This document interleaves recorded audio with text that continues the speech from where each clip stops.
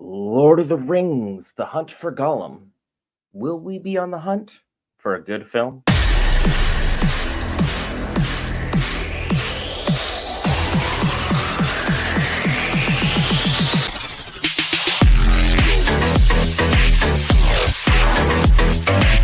All right, guys, Brent here back for Geek Variants. We cover all things Marvel, DC, Lord of the Rings, anime, gaming, Star Wars, and more. This time, the latest news involving The Hunt for Gollum. And I gotta say, this is kind of a mixed bag of news for me personally. I'm sure a lot of people have a lot of different thoughts. Comment section, by all means, have at it in there. But look, we have some really, really good news that Warner Brothers is the one that'll be doing this, and that with the other good news that this will be taking place directly during the timeline of Lord of the Rings.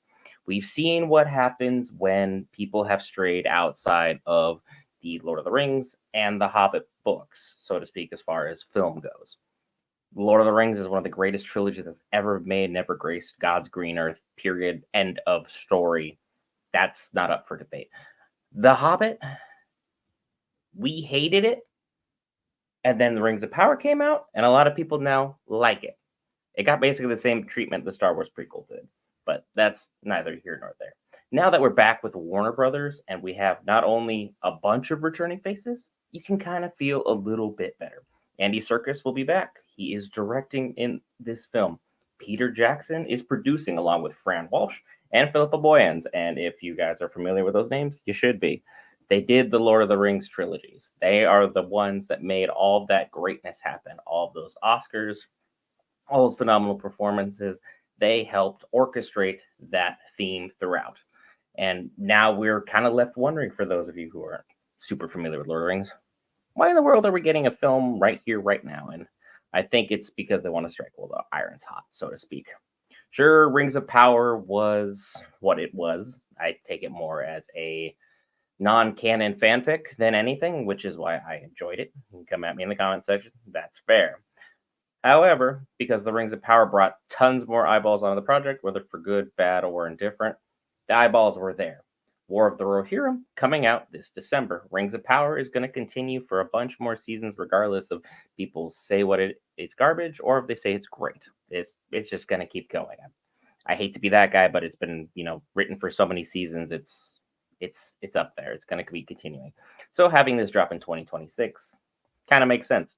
It's about the same timeline that a standard Lord of the Rings film would take, and with Peter Jackson at the helm, hey, you know exactly where my thought is on this. He didn't necessarily take the bulk of the blame for The Hobbit.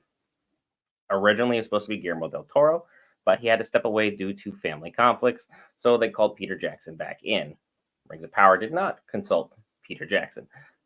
You can kind of see where the quality was and where the quality kind of went out the window.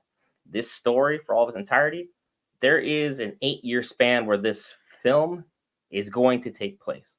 For most only movie fans, you guys have some education to do. So here's what I'm going to lay out for you. You remember the scene where literally Gandalf confirms more or less that the ring is the ring after he has left the Shire? It's like, hey, Frodo, hide this. Between Frodo hiding it and the time Gandalf comes back, 17 years takes place. I know it looks about like a day and a half in the movie at best. It's been 17 years that Frodo has held on to this ring for dear life. Not looking at it, not playing with it, not doing anything with it, just having it.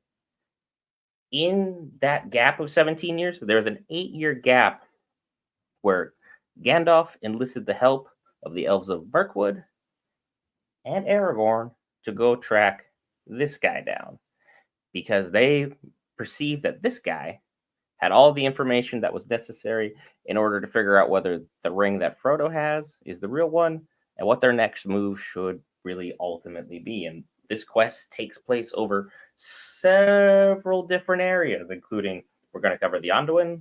Mirkwood is obviously going to be there.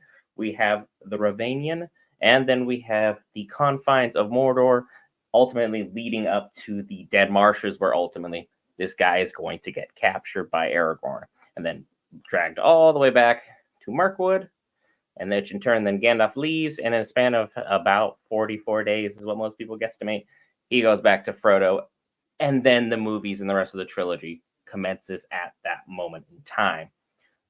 The trick here, and probably my biggest concern for how to get this film to be good, we have to replace not only Ian McKellen, but Viggo Mortensen. And we've seen when certain franchises, especially in the fantasy genre, replace beloved characters. I'm staring directly at you, Witcher. You basically fell apart because your beloved character is no longer there. Ian McKellen is beloved and revered by all of the fans. He's 84.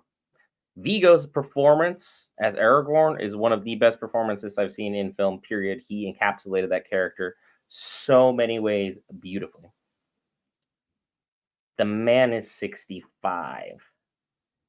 They're not going to be able to pull this off as them young, energetic, fitting directly in this timeline and chasing after Gollum in a way that would be A, believable, or B, really capture the attention span of the audience.